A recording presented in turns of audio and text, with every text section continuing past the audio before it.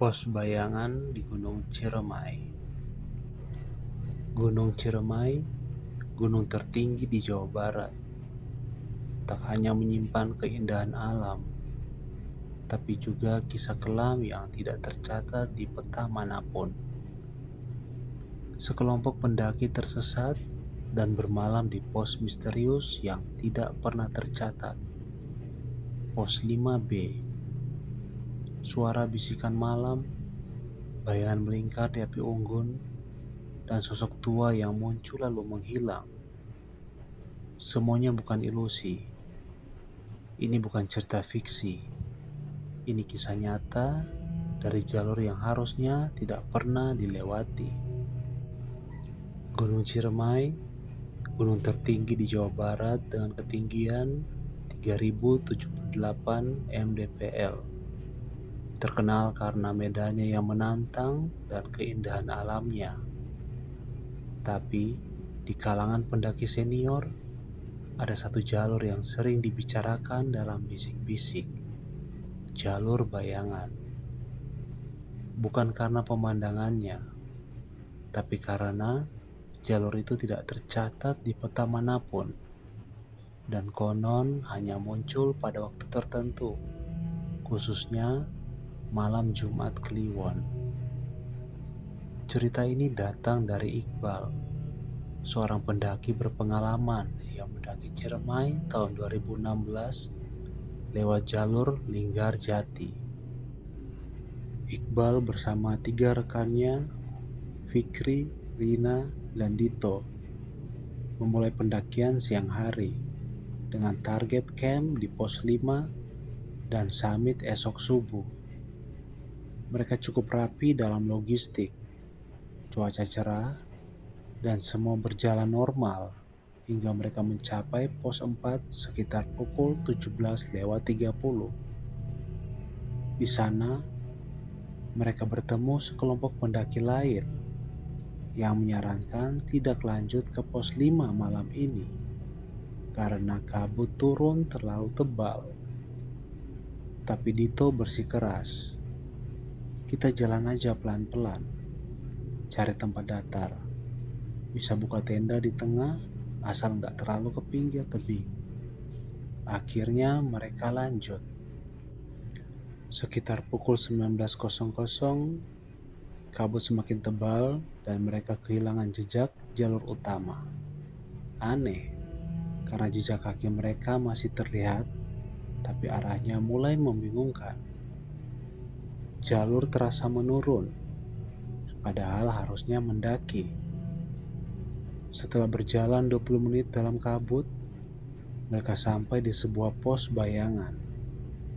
Ada tanah lapang kecil, beberapa bekas api unggun, dan bahkan tulisan samar di batu bertuliskan pos 5B.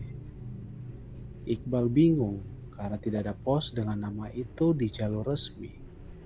Tapi karena hari sudah malam, mereka putuskan membuka tenda di sana. Pukul 2 dini hari, Iqbal terbangun karena suara orang berbisik-bisik di luar tenda. Ada yang baru ya? Ada anak baru. Ia mengintip dari dalam tenda dan melihat bayangan orang-orang duduk melingkar di bekas api unggun, mengenakan pakaian pendaki, tapi wajahnya hitam kelam, tidak terlihat jelas. Seketika itu juga, suhu turun drastis. Nafas keluar seperti asap. Padahal ini bukan ketinggian ekstrim. Ia membangunkan yang lain, tapi saat dilihat keluar, bayangan itu sudah tidak ada. Tapi bekas jejak di tanah menunjukkan ada yang duduk mengitari api unggun. Pagi harinya, mereka berniat kembali ke jalur resmi. Tapi anehnya, jalur yang mereka lewati semalam tidak bisa ditemukan. Mereka berjalan berjam-jam menyusuri jalur, tapi terus kembali ke titik yang sama, pos 5B. Rina mulai panik. Tangannya dingin, tubuhnya lemas. Ia terus berbisik. Tadi malam mereka ajak aku ikut. Katanya kita nggak boleh pulang. Iqbal sadar ini bukan sekedar nyasar. Mereka masuk ke wilayah yang bukan milik manusia. Sekitar pukul 11 siang, Dito melihat seseorang berdiri jauh di atas pohon, terlalu tinggi untuk dipanjat manusia. Orang itu tidak bergerak. Rambutnya panjang, menggantung seperti terkena angin yang tidak terasa oleh mereka. Lalu, tiba-tiba menghilang. Saat mereka berbalik, Dito terdiam. Darah keluar dari hidungnya. Ia pingsan dengan posisi tangan menggenggam kuat. Saat dibuka paksa, di dalamnya ada daun kering dengan tulisan kecil. Sudah waktunya. Malam kedua, mereka sudah kelelahan. Tidak tahu arah.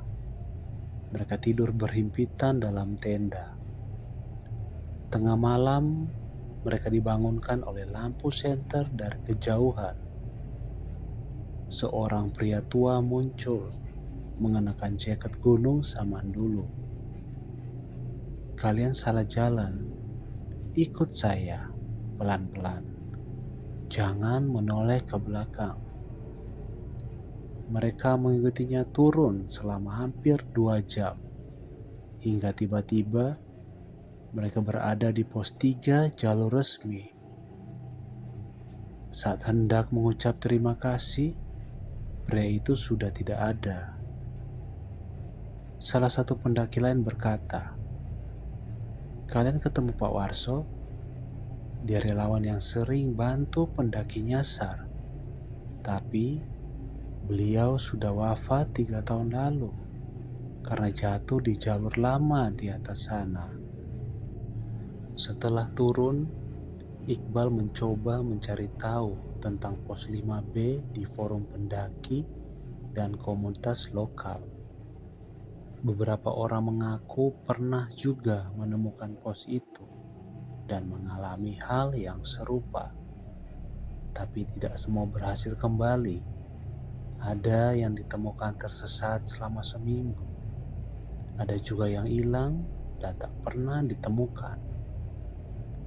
Rina berhenti mendaki sejak itu. Dito pindah kota dan mengaku masih bermimpi tentang wanita di pohon. Iqbal, ia tidak pernah bisa lupa malam itu.